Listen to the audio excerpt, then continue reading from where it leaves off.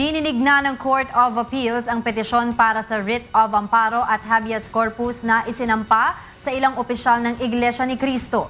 Ito ang balita ni Roderick Mendoza. Hindi sumipot ang mga opisyal ng Iglesia ni Cristo sa pagdinig ng Court of Appeals 7th Division sa amparo petisyon na isinampa ng kapatid at hipag ng dating ministro na si Lowell Menorca II. Sa halip ay ang mga abogado lamang mula sa Accra Law ang humarap sa pagdinig upang hilingin sa korte na i-dismiss ang petisyon para sa writ of amparo at habeas corpus. Ayon kay Attorney Patricia Ann Prodigalidad, hindi na nakadetain sina Menorca at malaya na itong nakakakilos kaya naging moot na o wala ng saysay ang petisyon. Kinumpirma din ng abogado ng Iglesia ni Cristo na nasa labas ng bansa ang executive minister ng INC na si Eduardo Manalo. Humingi rin ito ng paumanhin sa hindi pagsipot ng mga respondent sa pagdinig ngayong araw. Sinabi pa ni Attorney Prodigalidad na wala naman sa rules ng writ of amparo at habeas corpus na kailangang personal na humarap ang mga respondent. Hindi sinang-ayunan ng korte ang motion to dismiss ng abogado ng INC at itinuloy ang pagdinig sa petisyon.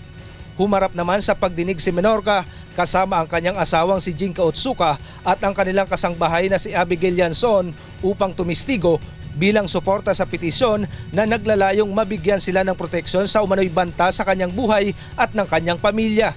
Ngunit bago makatestigo, isa umanong babae na nagpakilalang tauhan ng CIDG ang nagtangkang tangayin si Yanson pagkalabas mismo ng courtroom.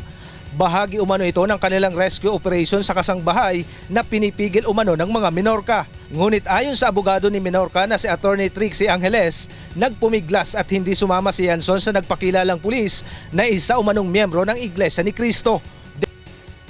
May sumugod po doon sa kasama namin si Miss Abigail Yanson at pilit kinukuha. Hinakbayan po siya ng isang nakaputi. At later on napag-alaman namin na siya ay isang officer daw ng CIDG. Titigin, ma'am? Yes, habang naglalakad po kami.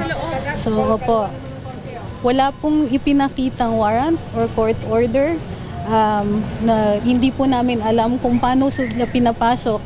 Pero maliwanag po na may panggagamit po dito. Depensa ng abogado ng INC, Nanay ni Yamson ang nagtangkang yumakap sa kanyang anak. Ngunit nang tanungin ng korte, naiiyak na sinabi ni Yanson na hindi niya kilala ang umakbay sa kanya at nagtangkang hilahin siya palayo sa lugar. Nagtataka naman si Attorney Angeles kung bakit lumitaw lamang ang isyong ito matapos ma-rescue si Menorca. Patunay lamang anya ito na hindi tumitigil ang panghaharas sa pamilya ng dating ministro. Ang isa lang ang interpretation namin dito, tuloy po ang paghaharas at maliwanag na kakailanganin talaga namin ng writ of amparo na gawing permanente ito. Samantala, pinagtalunan naman ang mga abogado ng petitioner at respondents kung dapat pang isalang sa cross-examination ang kanilang mga testigo.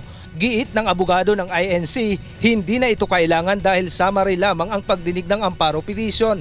Ngunit ayon sa abogado ng petitioner, kailangan pa rin na makross-examine ang testigo kahit na summary lamang ang pagdinig sa petisyon. Dagdag pa nito, walang nakalagay sa rules ng writ of amparo na hindi na dapat i-cross-examine ang mga testigo.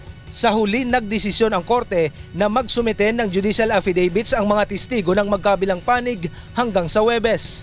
Ngunit itutuloy sa susunod na Miyerkules, November 11, ang cross-examination ng mga testigo. Roderick Mendoza, UNTV News Worldwide.